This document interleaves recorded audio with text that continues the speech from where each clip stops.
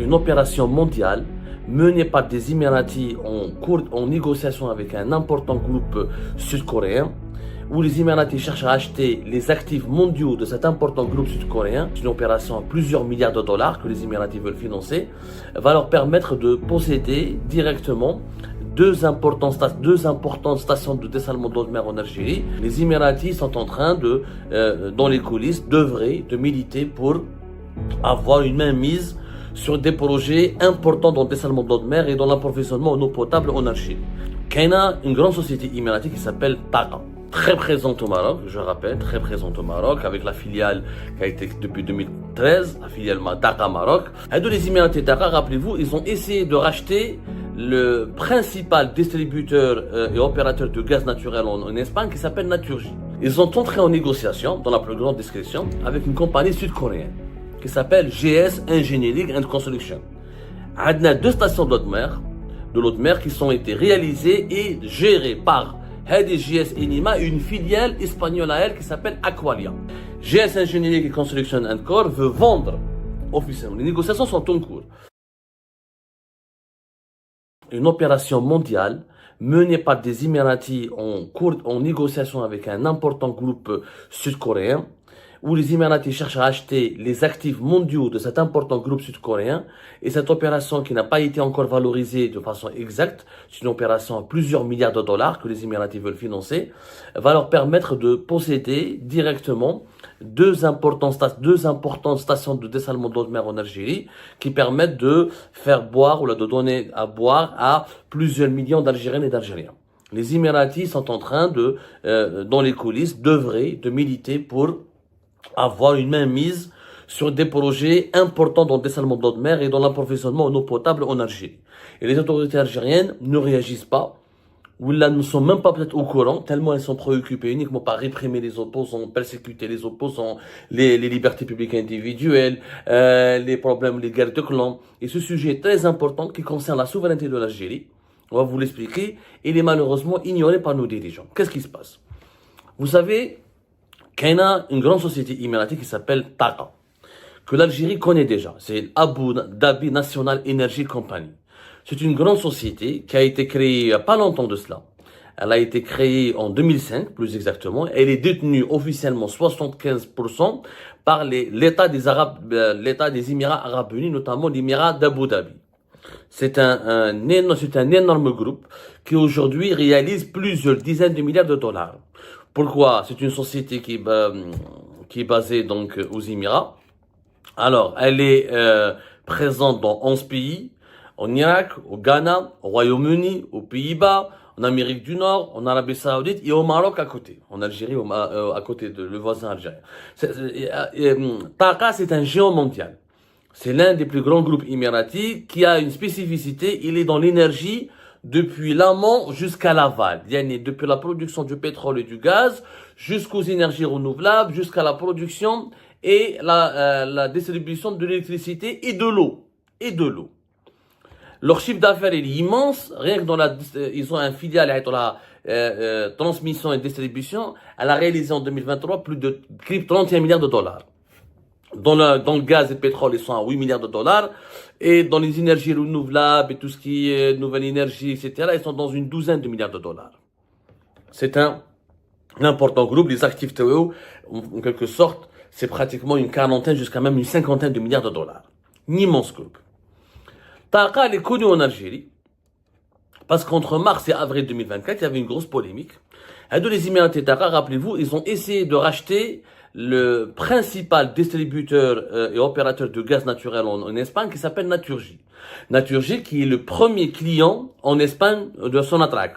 C'est lui qui est, après l'Eni en Italie, le deuxième client mondial du gaz algérien. Il a des contrats de plusieurs milliards de dollars avec l'Algérie, ça évolue d'une année à une autre, c'est entre 3 et 4 milliards de mètres cubes quand même, jusqu'à même 5-6 milliards de mètres cubes, c'est selon les contrats, les clauses optionnelles, etc. C'est un important, entre 2022 et 2023, Sonatrach a livré en moyenne à Naturgy 5 milliards de mètres cubes. Et il y a un gazoduc qui est géré ensemble entre Naturgy et c'est le fameux Medgaz. C'est le fameux Medgaz, il est géré ensemble entre Naturgy et Sonatrach. Et en 2024, le printemps 2024, TAQA a voulu acheter une grande partie des actions de Naturgy pour devenir le premier actionnaire, en quelque sorte le premier propriétaire. Et l'Algérie a été totalement opposée à ce deal parce qu'elle s'est sentie menacée par les Émirats. Il faut savoir que les relations émirato-algériennes, les relations de l'Algérie et des Émirats sont très compliquées, très tendu depuis 2022 jusqu'à aujourd'hui. L'Algérie reproche aux Émirats de soutenir Israël et le Maroc contre sa sécurité nationale, d'œuvrer pour la déstabiliser, de comploter contre sa sécurité nationale, contre sa stabilité, et de nuire directement aux intérêts géopolitiques de l'Algérie en Tunisie, en Libye, dans les pays du Sahel et au Maghreb avec le Maroc. Clairement, les Émiratis sont considérés par le régime Tebboune comme des ennemis. Malheureusement, quand les relations politiques entre deux États s'enveniment, le business n'est pas à l'abri. Le business subit directement l'impact de ces relations politiques. Et le business aussi est une arme politique. Il faut savoir que aujourd'hui, dans les guerres, c'est des guerres d'information, des guerres technologiques et des guerres économiques. La guerre n'est plus que militaire. La guerre économique consiste à acheter, constituer, construire des groupes mondiaux qui peuvent faire pression, qui peuvent gagner des marchés, qui peuvent, par exemple, les Émiratis, s'ils avaient acheté Naturgy en Espagne, avec leur présence au Maroc dans la production de l'électricité, ils auraient encerclé l'Algérie, ils auraient eu la main basse sur le principal, le plus important client espagnol de la Sonatrach, du gaz algérien. Ils auraient pu le détourner du gaz algérien pour acheter un autre gaz, et là, ce qui aurait fait perdre à l'Algérie un client important, et les préjudices seraient de plusieurs milliards de dollars pour l'Algérie, sans oublier que les Émiratis vont accéder à des données confidentielles qui concernent le commerce du gaz algérien, sa provenance, son transport, etc. Sans oublier que le gazoduc Medgaz, c'est pas n'importe quoi. C'est parmi les plus importants gazoducs de la Méditerranée, le fameux Medgaz, qui va de Bnissaf jusqu'à Almeria, de Bnissaf jusqu'à Almeria en Espagne, propriété donc algéro-espagnole, notamment de Sonatrach et de Naturgy. Sonatrach, elle détient 51%, Naturgy 49%.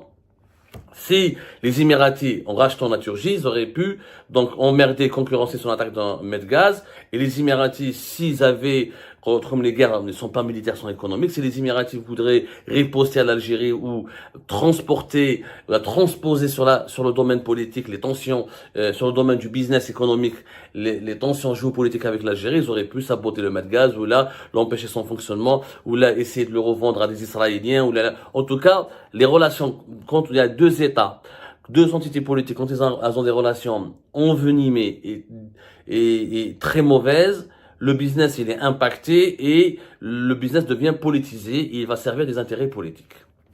Donc, TAQA sont très connus, on en a déjà parlé avec Algérie Part, très présente au Maroc, je rappelle, très présente au Maroc, avec la filiale qui a été depuis 2013, la filiale TAQA Maroc, qui produit pratiquement 33% de l'électricité totale consommée au Maroc et qui essaye donc de développer les énergies renouvelables, etc., pour avoir 50% de la consommation du Maroc en termes d'énergie renouvelable. C'est important. TAQA, ils ont entré en négociation, dans la plus grande discrétion, avec une compagnie sud-coréenne qui s'appelle GS Engineering and Construction. GS Engineering and Construction, c'est une société basée en Corée du Sud, c'est parmi les, on va dire, les sociétés sud-coréennes les plus importantes. Elle est classée, on va dire, parmi les 4 ou 5 grandes sociétés sud-coréennes dans le domaine de la construction et de l'engineering. La particularité de cette société, c'est qu'elle réalise des infrastructures importantes dans le BTP, etc. Mais elle réalise aussi des infrastructures énergétiques importantes, notamment tout ce qui concerne le traitement et la récupération de l'eau, la production de l'eau, comme le dessalement de l'eau de mer. C'est une société qui pèse aussi une vingtaine de milliards de dollars. Elle est extrêmement connue et elle est présente en Algérie depuis au moins 2012 parce qu'elle travaille avec Sonatrach. Alors, en 2012, GS Engineering and Construction Corp, ils ont fait un accord avec la Sonatrach pour développer des projets importants en Algérie, notamment dans le domaine de l'ingénierie et de la construction. Ça, c'était dans les infrastructures pétrolières et gazières. Et en parallèle, GS Construction, les Sud-Coréens, GS Construction and Engineering, عندهم une filiale qui est spécialisée dans le traitement de l'eau et dans le dessalement de l'eau de mer et la récupération de l'eau et la production de l'eau potable. Elle s'appelle GS Enima. GS Enima. GS Enima, Staka, ils veulent racheter tous les actifs internationaux de GS Engineering and Construction, parmi eux les actifs, c'est-à-dire la filiale GS Enima, qui possède plusieurs projets importants, notamment dans la production de l'eau potable dans plusieurs pays à travers le monde. Et là, ça devient intéressant. Vous allez me dire, en quoi, mon cher Abdou, l'Algérie est concernée? Eh ben, GS Enima, elle possède, au moins, elle a réalisé avec la Sonatrach, et elle gère jusqu'à aujourd'hui au moins deux importantes stations de dessalement de l'eau de mer. Alors, les GS Enima sont présents en Espagne, sont présents au Portugal, c'est-à-dire ils sont vraiment, c'est une société sud-coréenne assez réputée, elle a beaucoup d'influence, elle a vraiment réussi dans ce domaine-là. Franchement, dans ce domaine-là, elle a vraiment réussi. Par exemple, elle est impliquée surtout en Espagne, on la retrouve aussi au Brésil, au Mexique, notamment dans la gestion de l'eau, l'approvisionnement en eau potable de villes importantes ou là, le dessalement de l'eau de mer. En Algérie, on a deux stations de l'eau de mer qui sont été réalisées et gérées par GS Enima, une filiale espagnole à elle qui s'appelle Aqualia. عندنا la station de dessalement de l'eau de mer de Mostaganem, elle est appelée شركة تحلية مياه تاع Mostaganem, et شركة مياه Cap Jennet. Deux sociétés importantes.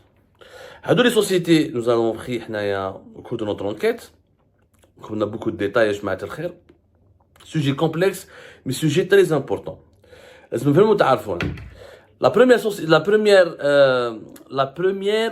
station de dessalement d'eau de mer qui a été basée à Cap Jennet, elle a été réalisée par 51% Inima et Aqualia. Aqualia, c'est une filiale espagnole des Sud-Coréens, parce que les Sud-Coréens sont impliqués aussi dans la gestion, dans beaucoup de projets d'eau potable en Espagne. Elle a été réalisée en 2011. Cette station de dessalement d'eau de mer, c'est elle qui contribue essentiellement à l'approvisionnement en eau potable de plusieurs localités de la wilaya de Boumerdès et de localités importantes de la wilaya d'Alger. Donc, elle est située au centre du pays. Sa capacité de production, elle est de 100 000 mètres carrés. Elle est dans la daïra de Borj Bnaïl, Cap Jennet. Elle est extrêmement importante pour Boumerdès et pour Alger. Elle touche en 2, 3, jusqu'à même 4 millions d'habitants pour l'eau potable. La deuxième station de dessalement d'eau de mer que possède ou que gère, ou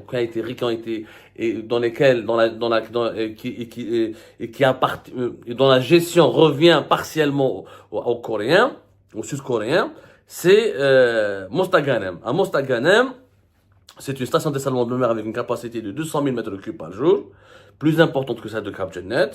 Et elle a été inaugurée en 2011. Et elle a été réalisée en partenariat avec Sonatrach. Et elle permet d'offrir et de fournir de l'eau potable à plusieurs villes de la wilaya de Mostaganem et de la wilaya d'Oran, notamment entre Oran et Erzurum, les localités autour d'Oran et de Erzurum, localité industrielle très importante. GS Enima, ils ont réalisé Sonatrach parce qu'elle a une filiale spécialisée dans la gestion et la réalisation des stations de dessalement d'eau de mer, s'appelle Algerian Energy Company. Sauf que Sonatrach n'a pas de savoir-faire industriel dans la réalisation de ces stations de dessalement d'eau de mer.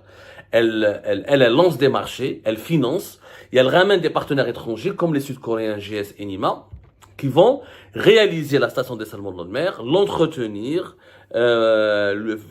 faire son suivi, la réparer en cas de panne, etc. Et ensuite, la gérer. Parce que gérer une station de dessalement d'eau de mer, il faut un savoir-faire, il faut connaître les équipements, c'est des procédés technologiques, etc. qu'il faut maîtriser. Nous, en Algérie, on n'a pas ces procédés technologiques. L'Algérie finance, on gère, peut-être, on est impliqué dans les travaux de génie civil, faire la route qui accède aux stations de dessalement d'eau de mer, les clôtures, le bâtiment, peut-être. Mais les machines, les équipements, le processus industriel, le processus technologique, la production de l'eau potable depuis l'eau salée de la mer, ça, on le maîtrise pas. Faut pas le mentir. Donc, les Sud-Coréens, GS Enima, à travers une filiale espagnole, sont directement impliqués dans l'exploitation de ces deux stations de dessalement d'eau de mer importantes dans deux régions extrêmement considérablement peuplées, qui sont la wilaya de Mourdès et Alger, pour Cap Genet, et les wilayas de Mostaganem et d'Oran, pour la station de dessalement de mer de Mostaganem. 100 000 mètres cubes par jour pour Cap Genet, 200 000 mètres cubes par jour pour Mostaganem. C'est extrêmement important, c'est sensible.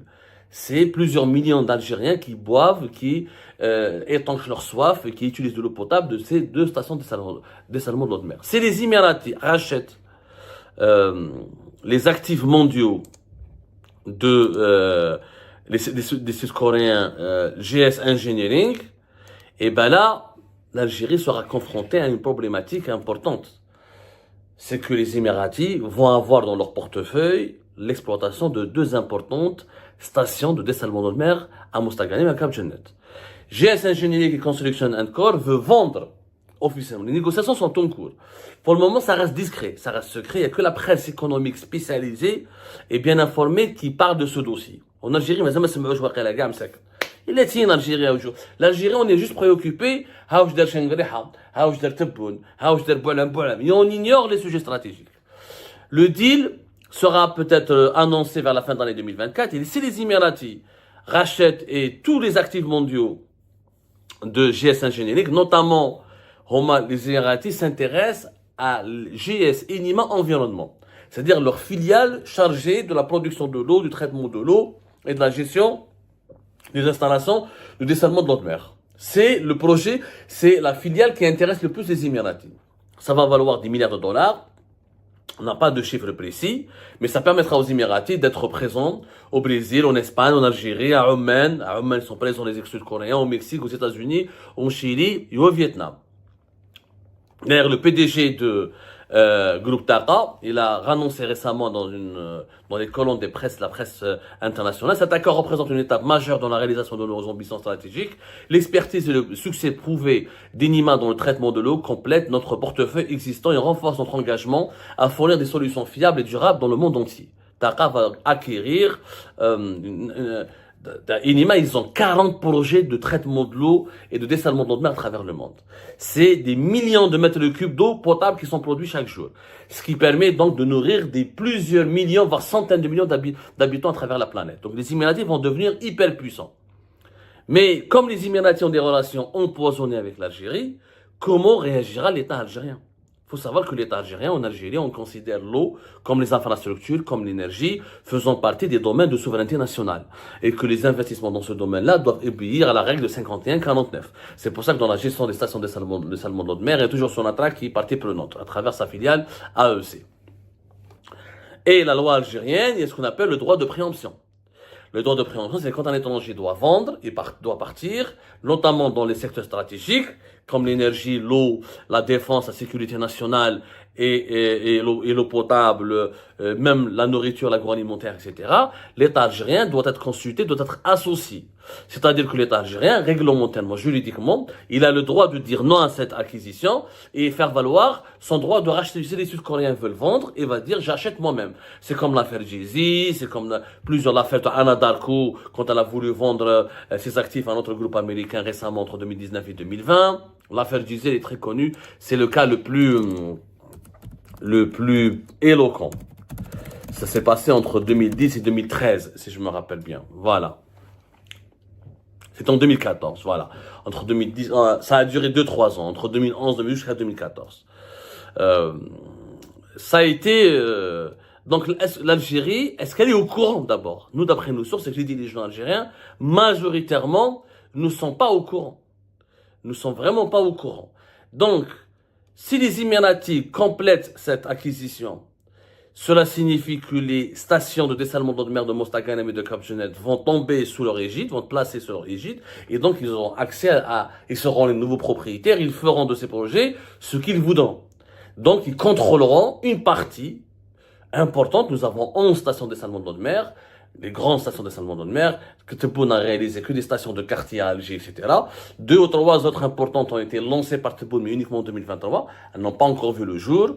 Mais les 11, Cap Genet et Mostaganem, ça constitue jusqu'à même 30% de l'eau potable produite en Algérie sera dirigée par les Émiratis.